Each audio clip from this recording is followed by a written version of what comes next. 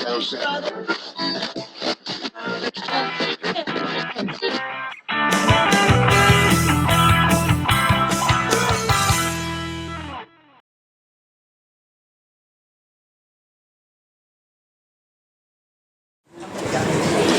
just wanted to share with you a couple of very quick scripture references, and I've got these written down on paper because I've taken this from our first service where we had these readings in full.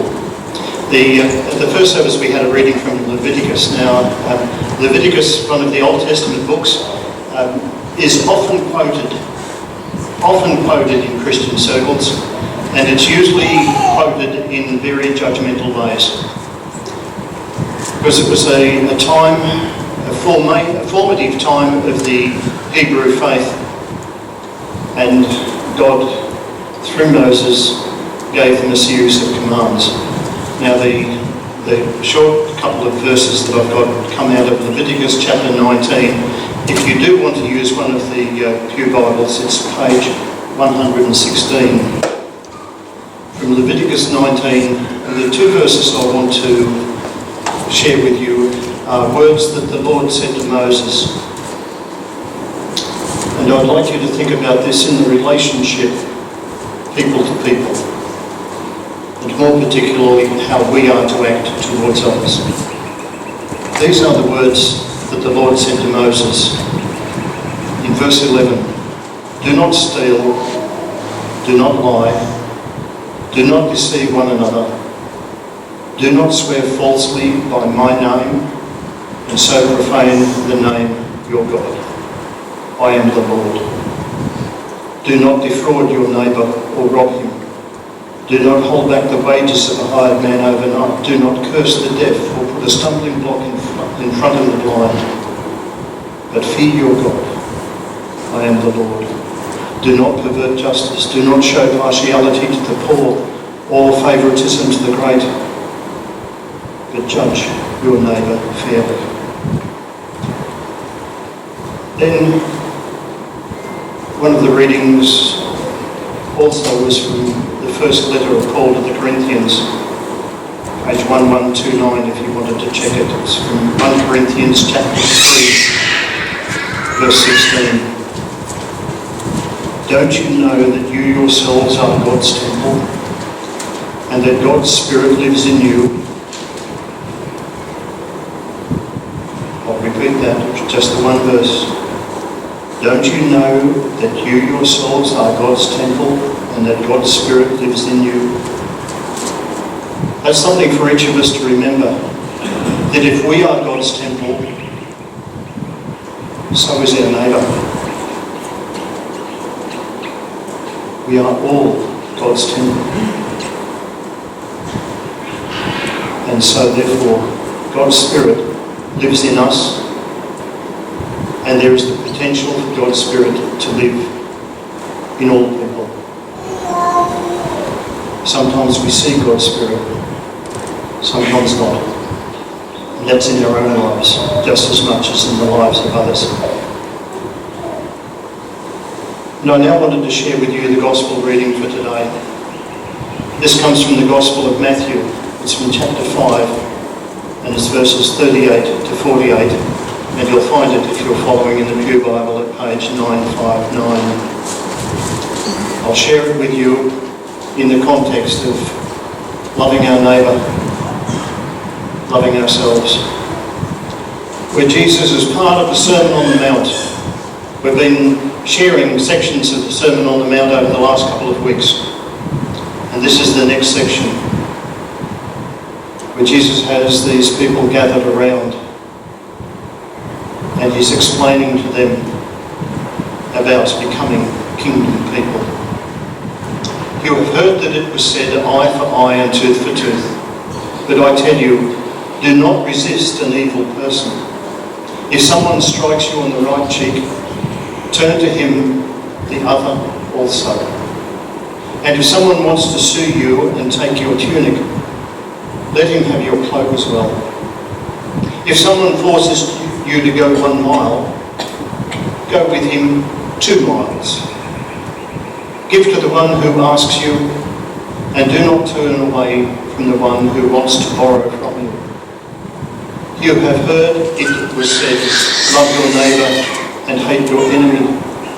But I tell you, love your enemies and pray for those who persecute you, that you may be the sons of your Father in heaven. He causes his sun to rise on the evil and the good, and sends rain on the righteous and the unrighteous. If you love those who love you, what reward will you get? Are not even the tax collectors doing that? And if you greet only your brothers, what are you doing more than others? Do not even pagans do that. Be perfect, therefore, as your heavenly Father is perfect. There's been some hard passages in the Sermon on the Mount, haven't there? And perhaps none harder than today. What's this eye for eye, tooth for tooth? It goes back to the book of Leviticus. It goes back to that formative stage of the Hebrew faith. You see, it was very much counter-cultural at the time of Jesus, because people were following a law of retribution. And Jesus is saying, that's really not what it's all about. It was supposed to be a limitation. That if somebody did something to you, the worst that you could do back to them was to do the same thing back. So if someone poked out your eye, the worst thing that you could do back to them was to poke their eye out. Not take it further.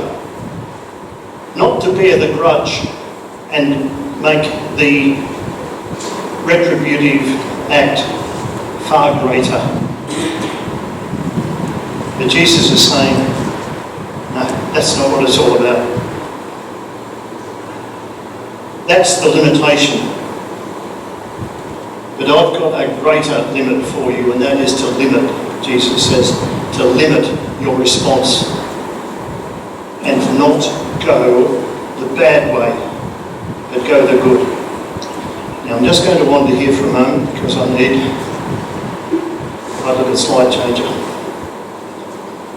Because I have a series of slides that I would like you to reflect on and think about in the context of living the Christian life. The first one is this. Martin Luther King Jr. Returning hate for hate multiplies hate. Adding deeper darkness to a night already devoid of stars. Darkness cannot drive out darkness. Only light can do that. Hate cannot drive out hate. Only love can do that.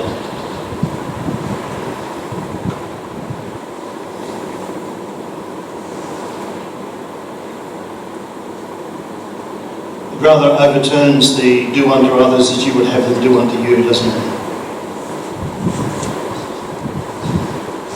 Only love can overcome hate.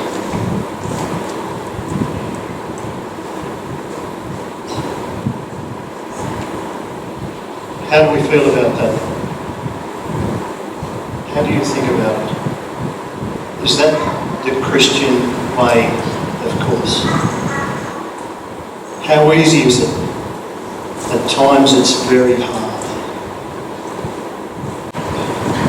God is never too busy to listen. Don't be too busy to talk to Him. So when the difficulties, when someone offends you, when someone does something grievous against you, and you are thinking, oh Jesus, I wish you hadn't told me that I was supposed to love this person. It is just so difficult and so hard. Talk to the author of that command. Talk to the one who gave that command. And help you find ways to love the person. Praying for the person is the very first step, is it not? Remember last week when Alan spoke to us about first comes the thought, then comes the planning, then comes the action. And if we can cut off the bad things at the thought level, then we will not be prone to making all of the mistakes that normally we fall into. So may our first thought be to pray for the people. Sometimes that prayer may well be, Lord, I pray that I never fall into that same circumstance myself, or that I may never treat someone else like that. But the person has, so Lord, I pray for them. I ask you to bless them. I ask you to bless them. Why? Go back to that previous one. Because hate cannot drive out hate. Only love can drive out hate. Only love can overcome the hate. And so that is what we should be praying for. If the devil can't make us really bad, then he'll try to make us really busy. In what context could that be as far as our relationship with other people? Well, you might want to go and say you're sorry, or that you have caused someone offence, and that they have taken offence at you and they've criticised you and they've dumped on you. That, oh look, it's too busy, I've got so many other things, I've got to go shopping, I've got to do the washing up, I've got to unpack the dishwasher, whatever. And we become too busy. And that busyness is the devil's playground. We need to build in the time in our lives to not be busy. Otherwise, as that saying goes, if the devil can't make us really bad, he'll make us really busy, so we do not communicate and we do not say to the other person what we need to say. Steve Jobs. I don't know whether Steve Jobs ever thought that he would be quoted in church, but here he is. I know the writing is small, so it says this: if today were the last day of your life, would you want to do what you are about to do today?